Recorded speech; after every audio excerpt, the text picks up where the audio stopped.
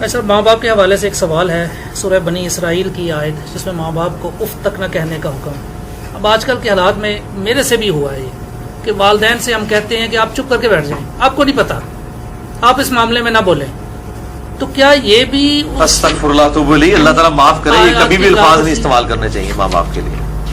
اچھا سوال کریں آپ؟ سوال یہی ہے کہ کیا یہ ایسا کہنا بھی ان آیات کی خلاف ورزی ہے؟ سرکار یہ سب سے بڑی خلاف ورزی ہے، یعنی باقی تو اس سے چھوٹی ہیں جو منع کی گئی ہیں۔ قرآن جو منع کر رہا ہے، یہ 10 کمانڈمنٹس میں میرا مسئلہ نمبر 77 ریکارڈڈ ہے، سورہ بنی اسرائیل میں آیت نمبر 23 سے 39 تک کل 17 آیات میں 10 کمانڈمنٹس ہیں جو تورات اور انجیل میں تھیں اور قرآن میں بھی آئیں۔ اعوذ باللہ من الشیطان الرجیم۔ وَقَضَىٰ رَبُّكَ أَلَّا تَعْبُدُوا إِلَّا إِيَّهُ، اور تمہارے رب نے یہ بات طے کر دی تھی کہ مت پوجنا کسی کو سوائے اس کے۔ پہلی کمانڈ تھی توحید، دوسری وَبِالْوَالِدَيْنِ إِحْسَانًا، اور ماں باپ کے ساتھ احسان کرنا۔ قرآن حکیم میں کم از کم 4 مقامات پہ توحید کے فوراً بعد اللہ تعالیٰ نے ماں باپ کا ذکر کیا، اور اس کا ذروہ سنام ایپیکس یہ ہے سورہ بنی اسرائیل، اس سے زیادہ کہیں نہیں ڈیٹیل آئی ہے اور نہ سینسٹیویٹی کا لیول۔ اما یبلغن عندک الکبر، اگر وہ پہنچ جائیں تمہاری موجودگی میں بڑھاپے کی حالت کو، احدہما او کلاہما، چاہے دونوں میں سے ایک چاہے دونوں۔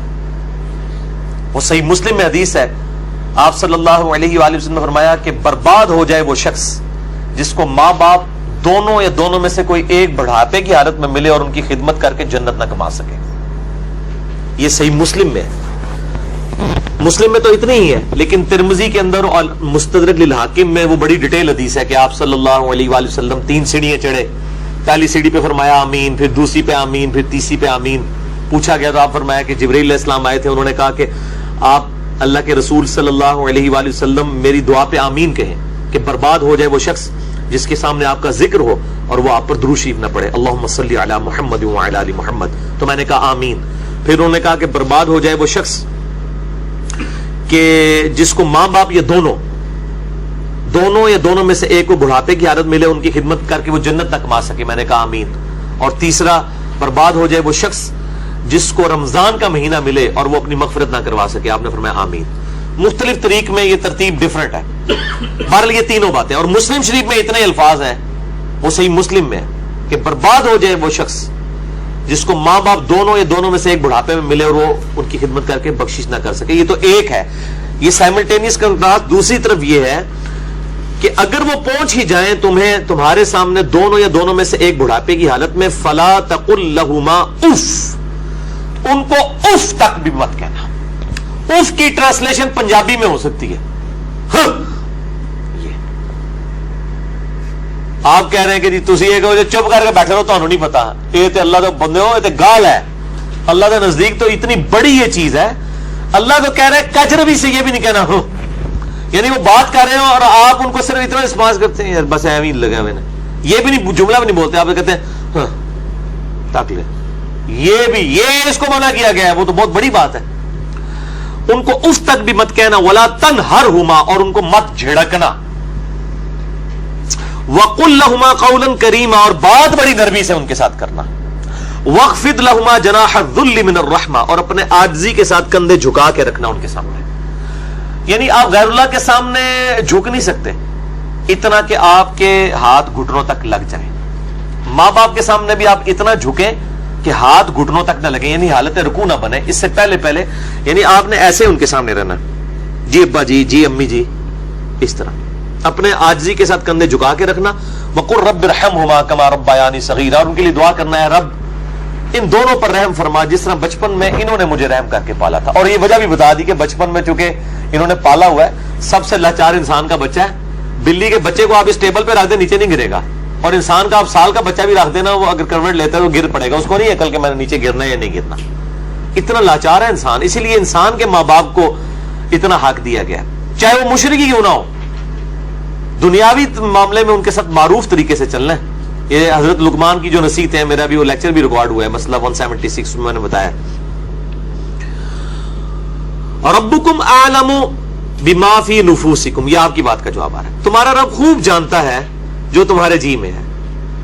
ان تکونوا صالحین, اگر تم نیکوکار ہو, اچھے ہو, یعنی تمہاری عادت نہیں ہے بدتمیزی کرنے کی, کبھی کبھار کوئی تھوڑا سا سکپ آف لینگویج یا سلپ آف ٹنگ ہو جاتی ہے, فَإِنَّهُ كَانَ لِلْأَوَّابِينَ غَفُورًا, تو پھر بے شک اللہ تعالیٰ توبہ کرنے والوں کی توبہ کو قبول کرتا ہے. یعنی عادی مجرم نہ ہو. ان تکونوا صالحین, اگر تم عادی مجرم نہیں ہو, عام حالت میں تمہارا بڑا اچھا ایٹیچیوڈ ہے, کبھی کوئی اسٹیٹ آف مائنڈ ایسی تھی کہ کوئی بات غلط نکل گئی, فوراً توبہ کرو. توبہ اللہ سے بھی کرنی ہے, ان سے بھی معافی مانگنی ہے, اللہ تعالیٰ معاف کر دے گا. لیکن یہ معاملہ بہت سینسٹیو ہے نا جی. اب دیکھیں کہ ہم دنیاوی معاملات میں بھی, یعنی سوئی گیس کی وجہ سے آپ کو پتا ہے کتنے لوگ ہیں جن کے ساتھ ایشو بنتے ہیں. ہم کتنے وہمیوں کی طرح رات کو چیک کرتے ہیں, یار کوئی یعنی کوئی کہیں پہ پائلٹ کھلا نہ رہ جائے, یا ہیٹر جلتا ہوا نہ چھوڑ دیں پیچھے سے, وہ اگر لوڈ شیڈنگ ہوئی اور پھر گیس آئی تو آپ پتہ کتنے لوگ ہر سال مرتے ہیں. تو کتنی احتیاط کی جاتی ہے. چھوٹے بچوں کے سامنے ماچس لائٹر نہیں رکھا جاتا, تو احتیاط کرتے ہیں. تو آپ دیکھیں اس طرح کے اگر آپ احتیاط ماں باپ کے بارے میں کر رہے ہیں تو شاید سالوں میں کبھی ایک دفعہ ہو, لیکن ہر ہفتے ہی جھڑپ ہو جاتی ہے, یا جب معاملہ ہوتا ہے تب جھڑپ ہو جاتی ہے, تو اس کا مطلب ہے ان تکونوا صالحین نہیں ہے آپ, لہذا آپ کی توبہ بھی کوئی قبول نہیں ہے. توبہ بھی نہیں ہے جب تک کہ ماں باپ صحیح طریقے سے معاف نہ کریں اور اپنی روش صحیح نہ کر لی جائے. تو اس میں یہ بہتر, یہ میں نے بھی دیکھا ہے, مطلب میری بھی ایک بڑی ایکسٹروورٹ نیچر ہے, تو مطلب بعض اوقات ماں باپ کو یعنی ایک بچپنے کی طرف, سورہ حج میں آتا ہے کہ اللہ تعالیٰ رذیل عمر تک لٹا دیتا ہے کہ کئی چیزیں جاننے کے بعد کچھ نہ جانے. بوڑھے اور بچے برابر ہوتے ہیں. میری بھی یعنی الحمدللہ دادی ماں کی عمر 90 سال ہو چکی ہے. میں یعنی آج سے 10 سال پہلے دیکھتا ہوں اور اب ان میں کافی فرق آیا, یعنی بالکل بچوں والی آتے ہیں, چھوٹی چھوٹی بات کو مائنڈ کرنا. تو میں اپنے ماں باپ کو بھی سمجھاتا رہتا ہوں, وہ ابھی بھی ان کے ساتھ اسی طرح مقابلہ کر رہے ہوتے ہیں ادب کے دائرے کے اندر. تو میں کہتا ہوں ان کے ساتھ مقابلہ بنتا ہی نہیں ہے. جیسے چھوٹا بچہ تو آپ کو 5 دفعہ پوچھے گا کہ بابا یہ کیا ہے, تو آپ بتائیں گے پیار سے, پھر اس کی بھی آگے سے وہ کیڑے نکالے گا. تو اب وہ کئی بار بھول جاتی ہے, مجھ سے بار بار پوچھ رہی ہوتی ہے, تو میرے سامنے یہ آیات ہوتی ہے نا, تو میں وہ 10 دفعہ ایک بات اگر مجھ سے پوچھتی ہے نا تو میں 10 بار جواب دیتا ہوں. میں یہ نہیں کہتا میں تو کل بھی دسیا سی, کیونکہ ظاہر ہے کہ اس عمر میں پہنچ کے رذیل عمر میں یہی کچھ ہو جاتا ہے. تو انسان کو یعنی بالکل پازیٹیو رہنا چاہیے, ڈرتے رہنا چاہیے, کیونکہ توحید کے بعد قرآن حکیم میں کم از کم 4 جگہ اللہ تعالیٰ نے ماں باپ کے حق کا ذکر کیا, اور جنت اور دوزخ ڈیپینڈنٹ ہو گئی ہے. ٹھیک ہے جی, اس حوالے سے تو بہت احتیاط کرنی چاہیے. سر اب اگر ایسا ہو چکا ہو اور والدین سے معافی بھی نہ مانگ سکے انسان, اور والدین زندہ نہیں سر, ظاہر ہے معافی اسی صورت میں نہیں مانگ سکتا نا اس وقت اس اسٹیج پہ. نہیں, بعض لوگ اس لیے بھی مانگ سکتے کہ وہ ماں باپ کو چھوڑ کے دوسرے ملک چلے گئے ہوتے ہیں. ہاں یہ بھی ممکن, تو وہ کلیریفیکیشن ضروری ہے. دیکھیں ماں باپ سے اگر ایسا ہو گیا تو فوراً سے پہلے ماں باپ کے لیے دعائیں مغفرت کرے اور ان کی طرف سے صدقہ اور خیرات کرے. جیسا کہ سنن ابن ماجہ میں حدیث ہے کہ یہ صحیح سند کے ساتھ ہے کہ ایک شخص کے مرنے کے بعد جنت میں کچھ درجے بلند کیے جاتے ہیں. تو پوچھتا ہے اللہ یہ میں نے نیکی نہیں کی تھی, یہ کیوں میرے درجات بلند ہوئے؟ تو اللہ تعالیٰ فرماتا ہے تیری اولاد نے تیرے لیے استغفار کیا تو اس کی وجہ سے ہی تیرے درجات بلند. اولاد تو انویسٹمنٹ ہے. صحیح مسلم میں حدیث ہے کہ مردے کو 3 اعمال کا ثواب ملتا ہے. نمبر 1 صدقہ جاریہ, وہ ملنا بھی چاہیے, اس نے خود کیا, امام بخاری نے بخاری لکھی ہے, ثواب ان کو ملنا چاہیے.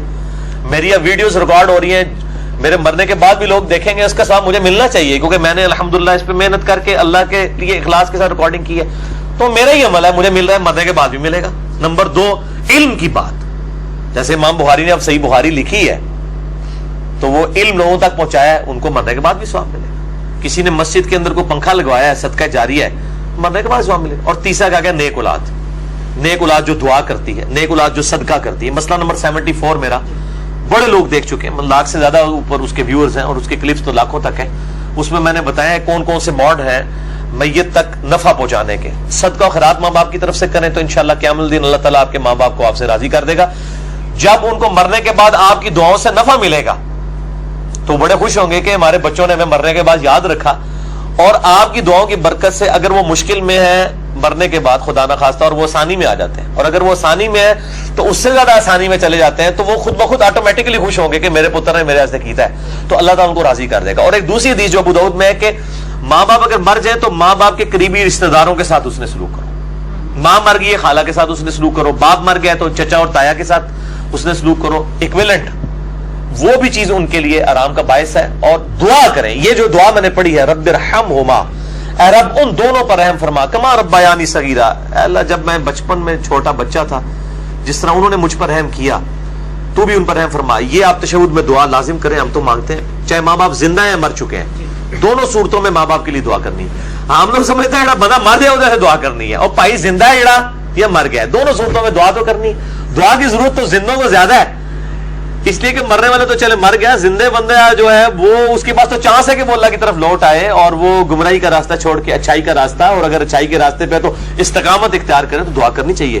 اور یہ دعا ضرور کرنی چاہیے, اللہم اہدنا الصراط المستقیم صراط الذین انعمت علیہم غیر المغضوب علیہم ولا الضالین, آمین.